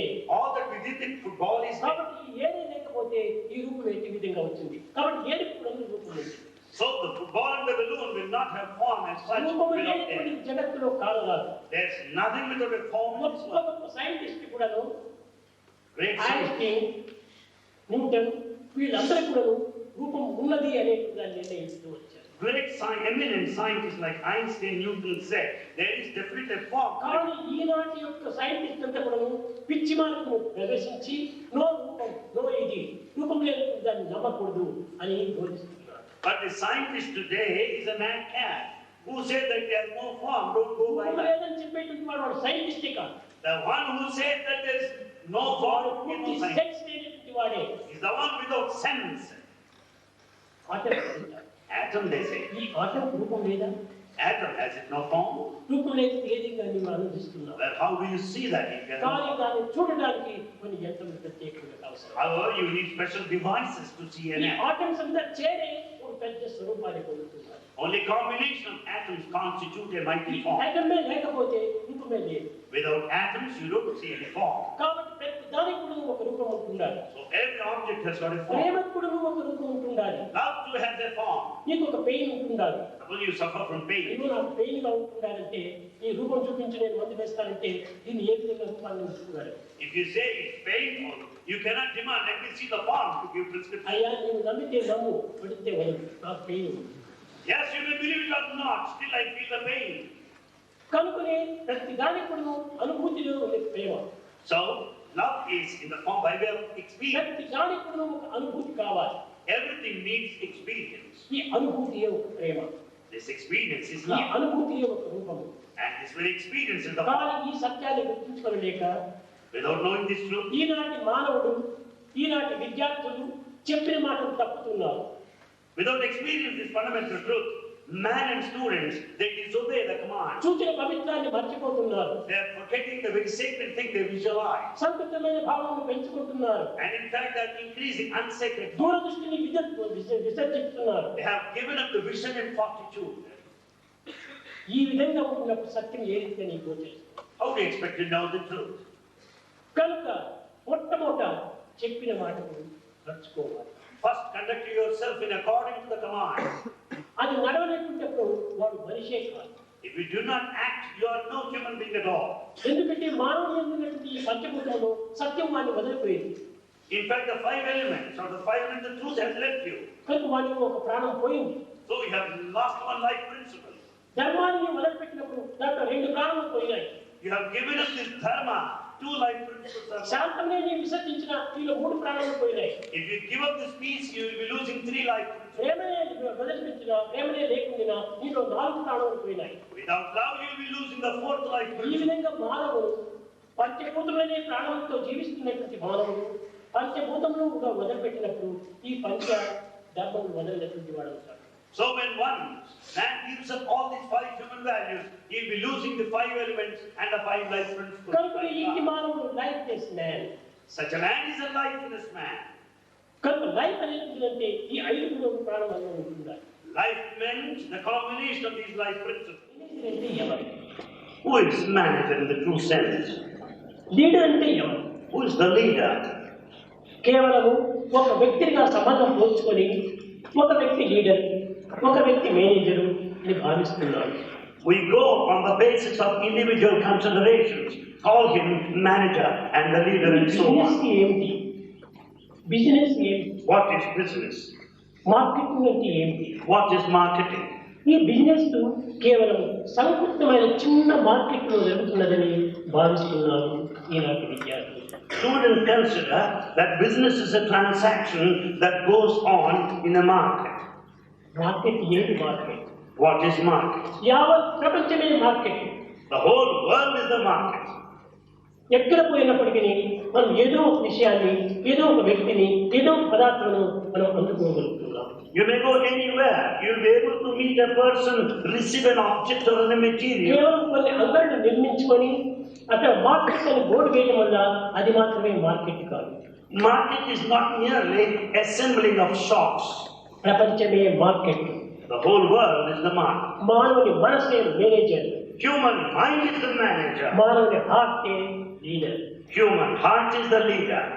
కనుకనే మేనేజర్ అనేటువంటి మనసును మనం పవిత్రమైన రీతిగా తీర్చిదిద్దుకోవాలి. So we should shape our mind the manager in a sacred way. ఈ మనసు సరి అయినప్పుడే ప్రపంచంలో సమస్త పదార్థములు కూడా మనం సులభంగా పొందడానికి వీలవుతుంది. When mind operates in the proper sense, you can acquire all the worldly objects. మనసుకు మించినటువంటిది జగత్తులో మరొకటి లేదు. In this world, there's nothing much more than the mind. మనిషి మరణించినా మనసు బ్రతికే ఉంటాడు. Man may die, but mind persists. కనుక అది నిరంతరము ఉండినటువంటి యొక్క మనస్తత్వాన్ని ఈనాడు మనం గుర్తించుకోవడానికి ప్రయత్నించాలి. We are not making an attempt to understand this persistent mind that lasts ఈ even after మనసును death. సక్రమమైన మార్గంలో ప్రవేశపెట్టాలి. We should allow the mind to tread along the proper line. లౌకికమైన, భౌతికమైన, అనిత్యమైన, అశాస్త్రమైన, ప్రాకృతమైన విషయాలను దీన్ని ప్రవేశపెట్టింది. We should not allow our mind to proceed in the worldly, physical, fleeting, momentary world. ఈ మనస్సు ద్వారా అందుకున్నటువంటి ఈ ప్రాప్తమైన విషయాలు What all that you acquire, the worldly object with the help of the mind, they're momentary. ఈ ధనజనీయ మనగర్వములకు క్షణకాలంలో క్షీణించేటువంటిది. All that mighty position, the pride of possession, they last for a moment only. కానీ మానవునికి మనసు ప్రసాదించడం చేత శాశ్వతమైన, సత్యమైన, నిత్యమైనటువంటి యొక్క తత్వాన్ని మనం ఈ యొక్క మనసు ద్వారా పొందాలి. In fact, having been gifted with this noble mind, we should be able to attain the divinity, which is eternal, permanent truth. అట్టి మనసు కలిగినటువంటి వాడే real manager. The one with such a lofty mind is the real manager. ఇందులో సహనము, సానుభూతి, సత్యము, ధర్మము, ప్రేమ ఇత్యాది పవిత్రమైనటువంటి గుణములు ఇందులో ఇమిడి ఉంటాయి. There lies the values like forbearance, the tolerance, sympathy, truth, love, and sacred qualities. ఉత్తమమైన మనసు లేకుండా ఎంత పెద్ద మేనేజర్ ఉన్నప్పటికీ ఆచార మేనేజరే కానీ ఆచరణ మేనేజర్ కాదు. In fact, if he has no noble views and noble mind, he may be just a manager just by way of stature. తాను మేనేజ్ చేయటం వల్ల అతను manager అనిపించుకుంటున్నాడు. As he manages few of the workers at his command, he is called manager. ఇతను నిజమైనటువంటి మేనేజరే కాదు. He is not a true manager. భౌతికమైన, లౌకికమైన, అనిత్యమైన, అశాస్త్రమైన చెల్లించేటువంటి ఒక మిషన్ వంటి దేశం. After all, he is only a body that is temporary, that just moves, that's momentary, which is physical and worldly. మనసును సత్యమైనటువంటి మనసుగా, ధర్మమైనటువంటి మనసుగా, శాంతిపరమైన మనసుగా, ప్రేమమైనటువంటి మనసుగా తీర్చిదిద్దుతున్నటువంటి నిజమైన manager. He is a true manager in the sense of the term if he upholds the values like truth, the righteousness, peace and love. అట్టి మేనేజర్ని మీరు ఎవరికి వారే అభివృద్ధి పరచుకోవాలి. Each one has to manage and develop the managerial qualities.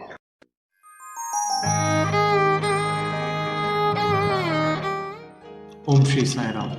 Offering my humble pranams at Bhagawan's lotus feet, I have the privilege to introduce the speaker, Mr. Ramesh Narasimhan.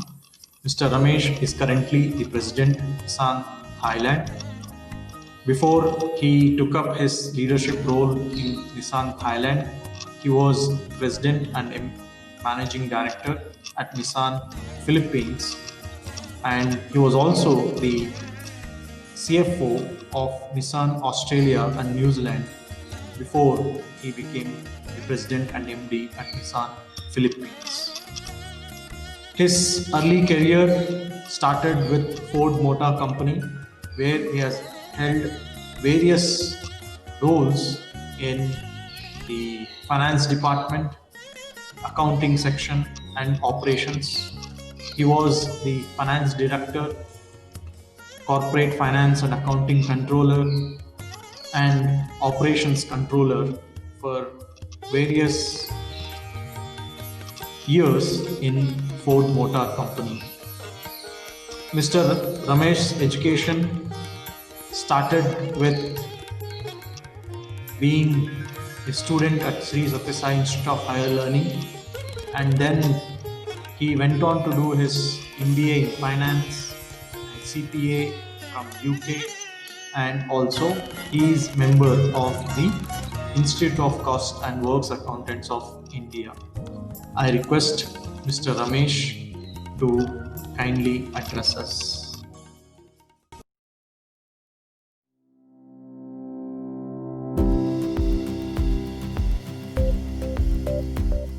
Firstly, pranams. Hello everyone. I want to firstly thank the Sathya institution for giving me this opportunity to share some of my thoughts on human values and how it's applied in the everyday business. Let me very quickly introduce myself. So my name is Ramesh Narasimhan. I used to be a student exactly where you're studying right now. And currently I'm the president of Nissan, Thailand, and I've had various roles. I was in Philippines prior to this as managing director. I've been in automotive industry primarily for more than 20 years in both general management and in finance. I absolutely loved my time studying there, and this is where our core human values we learn and develop. So I'm really glad to share how that's helped me to grow both as a person and more importantly in the business environment, how it's applied. So when I wrote the speech, I wanted to focus on what proposal writing or leadership books or maths homeworks, spreadsheets may not tell you about leadership, and that is the real power and honor in leadership comes from being your best, kind, honest human self. After decades of business experience, leadership roles, or endless meetings, negotiation, hirings, goodbyes, there has been 3 rules that have proved incredibly important to shape my leadership style. To give you an indication, Nissan Thailand here, we have more than 7,000 employees. We make great cars. We've got cool cutting-edge technology. Absolutely love my job. Getting up every day and working with cars is literally a lot of our childhood dream. But over the years, the biggest factor in my success are based on three key beliefs. Firstly, honesty is the only policy. Second, kindness, which we really don't talk about in the business environment, is absolutely crucial. And third, and this is going to sound very strange, failure is actually good if you learn from it. For me, I always think when I'm at the end of my career, what will be the most precious defining moments for me? Is it that, we've had a great career, or we've had one tough negotiations or something else that you're really proud of? Absolutely, all of that is absolutely important and critical. But at the heart of it, it is that in your gut that you are a good person, you did the right thing, and you uplifted others. Now, what is also significant in your career is getting to a successful leadership position is only half the battle. The more important battle is maintaining that success and being a good human that people are proud to work with and for. Now, let me explain why. as Peter Drucker, who's a famous management guru, he actually said this: culture eats strategy for breakfast. Now, this highlights that the culture of the organization is crucial for its success. It doesn't mean that strategy is not important. Strategy is important, but the environment in where it is executed or how it is executed is absolutely critical. Now, what is culture? Culture is the environment in which people approach challenges, problems, opportunities, and how they behave towards that. So creating that positive work culture is absolutely critical. Now, how do we do that? The first step is that you need to have trust amongst people. And for that, honesty is critical. Honesty breeds trust and transparency. Trust and transparency then breeds strong teams and good businesses. Also, it allows fresh, new ideas and innovations, which is crucial for business, not only to grow, but also to survive through new technology, new competitors, and even like when we have seen this year, global pandemics. It is that simple. Now, let me give you a personal example of what I mean by this, right? In 2016, I moved from Melbourne, Australia to Manila, Philippines, to become the president of Nissan there. When I arrived, we were very new, and we were a small player in the market, and we were not, I think our market share was like 3%. We were not selling, too many cars. So we had a big challenge ahead of us. So one of the first discussions when I arrived there, the team was asking about this new timekeeping system, which would have, stricter rules around employee timekeeping, going in and out, and etc. And my response was, I actually canceled the project. And the very simple reason was, I need to trust and empower the team to deliver their best work, right? If I force them to deliver empty hours, then I still have no guarantee the work is done well. But I can guarantee my employees feel like prisoners and will do the bare minimum. And that's not the intention. Why? Because they are not entrusted, they are not inspired to do more. Of course, it was a tough call, as I think it was my first day when I made this decision. But I wanted to change the way that things were done. And I know as a human being, if I don't trust my team, how can they trust me and the company? So, and this was just the first of many steps that we took to build trust. Now, I want you to think about yourself right now. If you know your friend is not being honest with you, how would you feel? Upset, right? So if you know that you want to be close and open and honest with them, do you think that's possible? I don't think so, right? Probably not. Also, how would you feel when someone trusts you to do something? You feel like you have to complete that task to your best ability so you can be trusted again and again, and people will say, wow, they are a good, trustworthy person. And it's absolutely the same in the business world. And it's not always easy to choose transparency in some business climate, especially if the business is tough. But if you, and I believe this, if you share problems openly and genuinely, then employees can feel like they would like to be part of a plan for solutions too. Then when the things get better, because of their engagement, their teamwork, they will feel absolutely proud. Now, what is very interesting is that it is the younger generations like you and the millennials that are driving the change towards transparency and purpose-driven companies.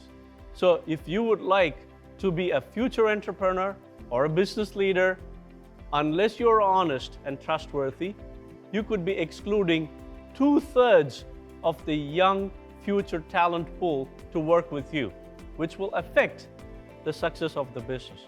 So please do not ignore this. Now, for example, of those born between, I think, 1981 and 96, 62%, I'll repeat that again, 62% want to work for a company that makes or has a positive impact.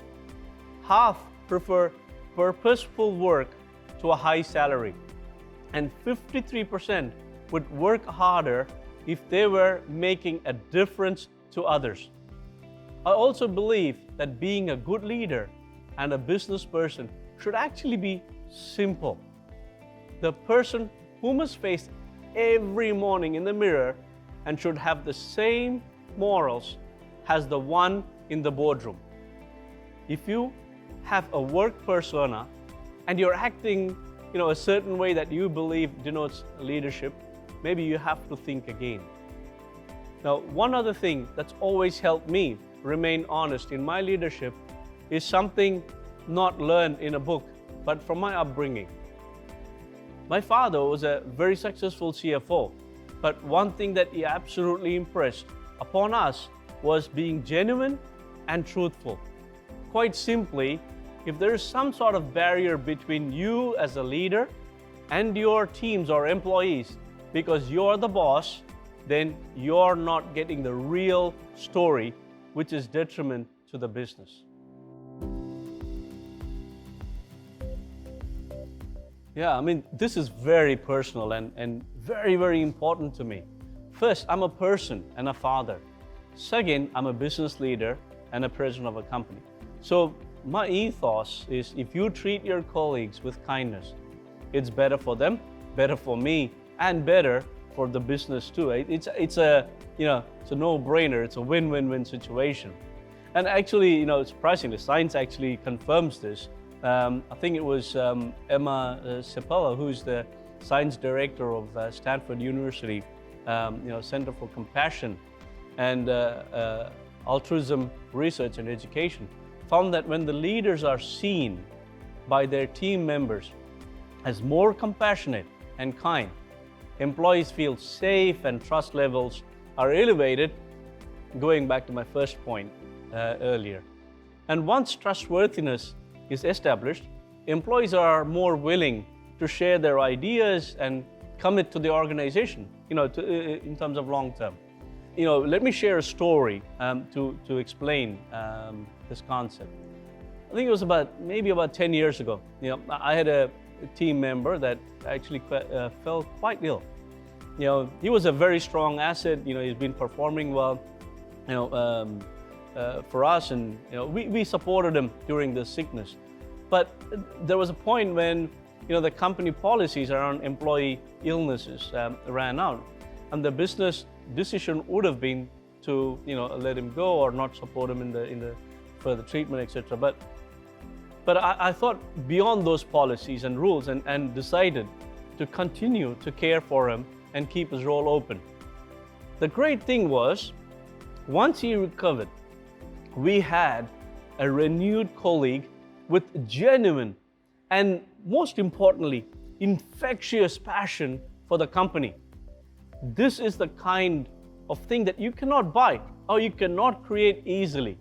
Imagine again that this was, your father or mother, that if they were sick and the company was able to take care of them, you would be so grateful too, and you will have the same level of commitment.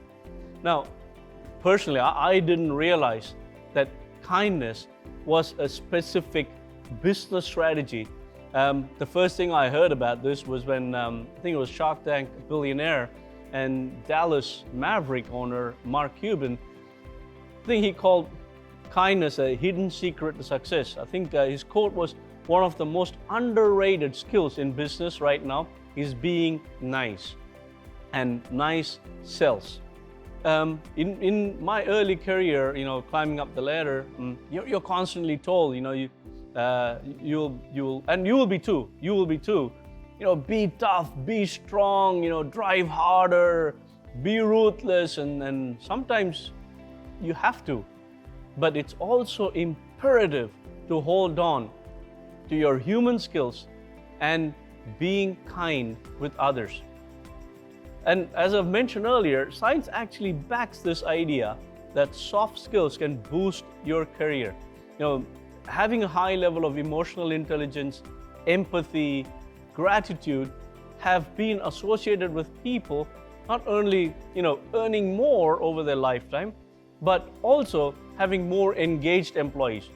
In short, what can make you most valuable is your ability to cooperate with, to connect with, and to lead others in effective ways.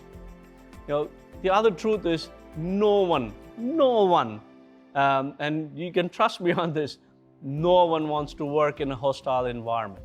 When people enjoy where they work and they feel trusted, they feel appreciated for their efforts, they have a sense of team, they become more engaged, more productive in what they're doing.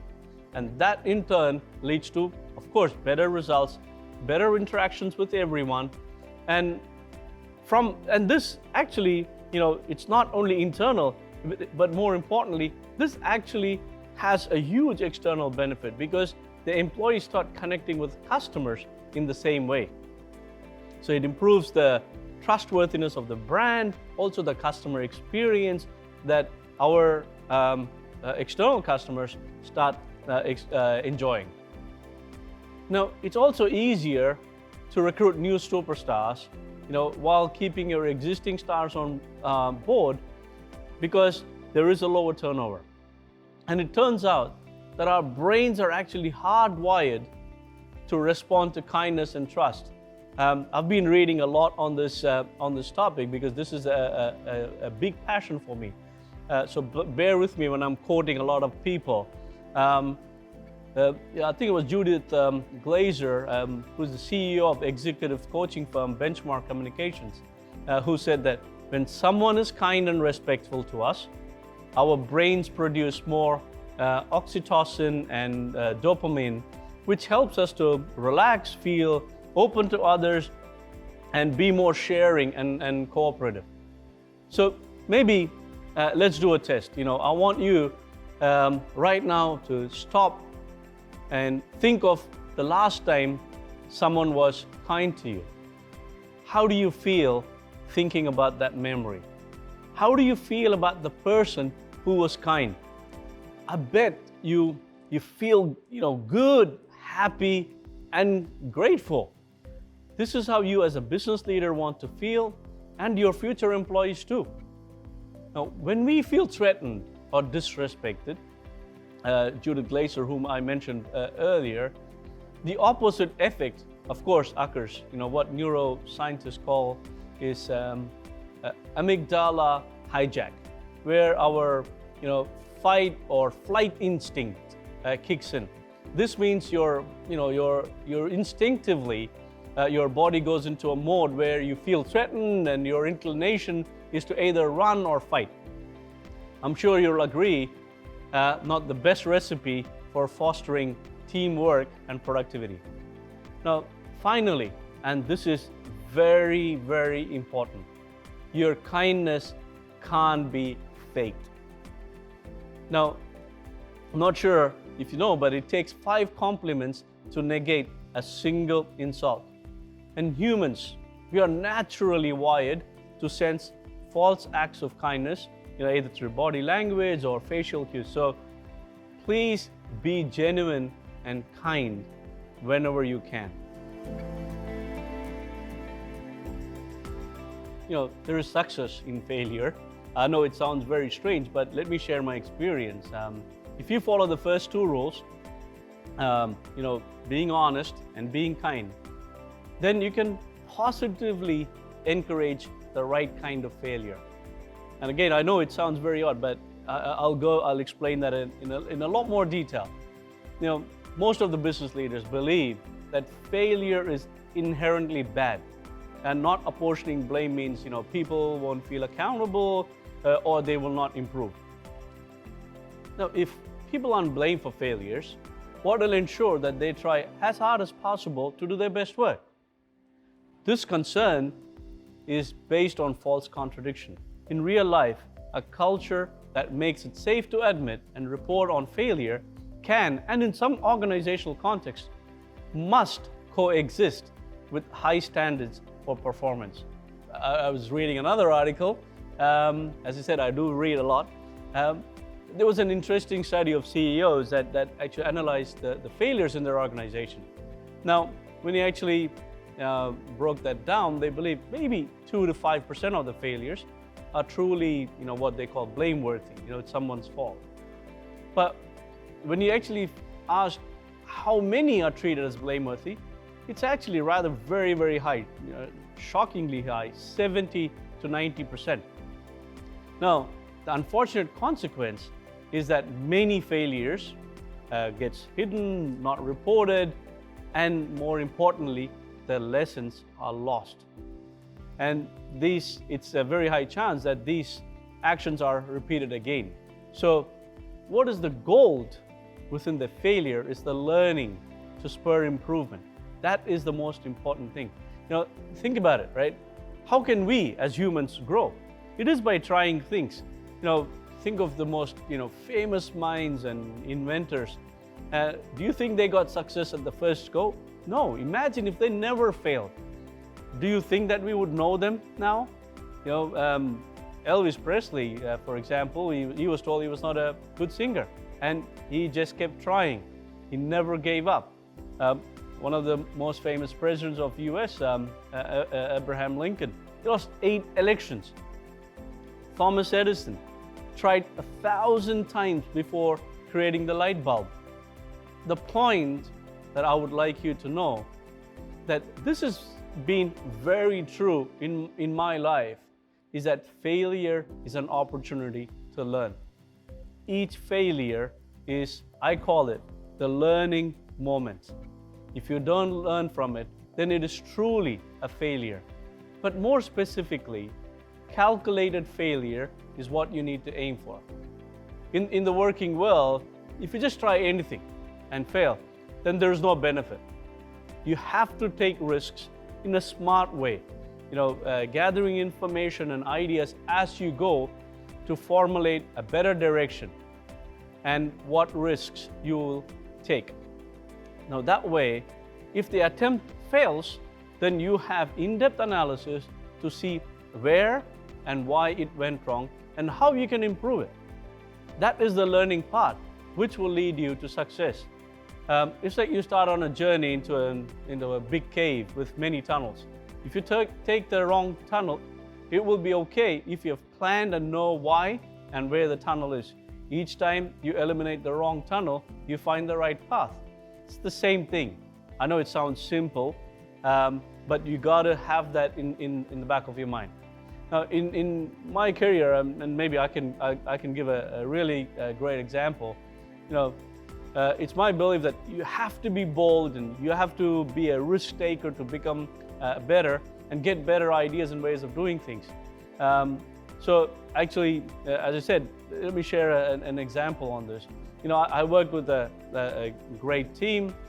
We were trying to improve on some things, and the challenge was we actually kept failing at it. But each time we failed, we got better, we got stronger because we went back and looked at why did we fail, what was wrong with the idea, how can we get better, what are the things that we need to change. And the entire team was learning out of this, not just me. It's the entire organization was learning, how they can do things better the next time.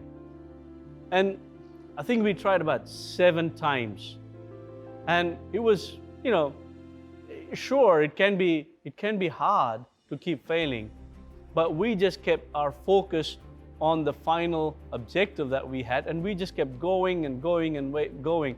And we made sure no matter what. And finally, we learned, and I think on the 8th attempt, we struck gold. We got major success. And what did our success actually mean? Well, in 2 years, we grew the business 4 times, which is massive. And we became a force to reckon with in that market. So don't be afraid to fail. Make sure you know why you failed and use that knowledge to drive you forward to success. Actually, yes, I do have some final words, but I would like to share that directly to the students. So I want to inspire you. Go for your dreams. Study hard. Do your very best. You can do anything. You can be anything. But make sure you are doing it in a way that shows your best human self. Good luck to each and every one of you. And maybe next time it will be you delivering a lecture from here to the future students, to the future generation, to inspire them too. Thank you. Sir, your emphasis on values and ethos in the business context and the various life experiences from your own life that you have shared has helped us to understand as to what differentiates the various leaders that we have in the industry. Your anecdotes that you have quoted are very insightful. We thank you once again, and we look forward to have many more sessions with you in the future. Thank you.